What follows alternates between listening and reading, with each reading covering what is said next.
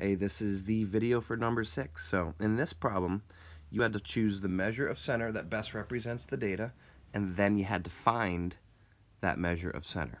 So the first thing I'm going to do, you should always do for this, is put your numbers in least to greatest order, which I'll do real quick.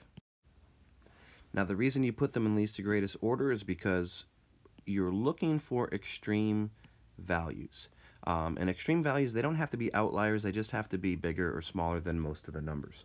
So first off, we're going to eliminate mode right away. This is most numbers are the mode, and I don't think there even is a mode, so it's not going to be mode. So it's between mean and median. So the question is there an extreme value or not? So when I look at the numbers here, I notice that 68 is quite a bit higher than all the numbers. Now think about it.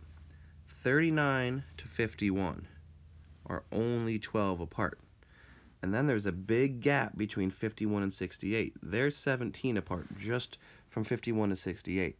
So because 68 is kind of an extreme value, you want to choose the median for the measure of center. And when you choose the median, it's going to chop off that 68. So we get rid of little big, little big, little big, and our median is 45. So that's it for number 6. Thanks for watching.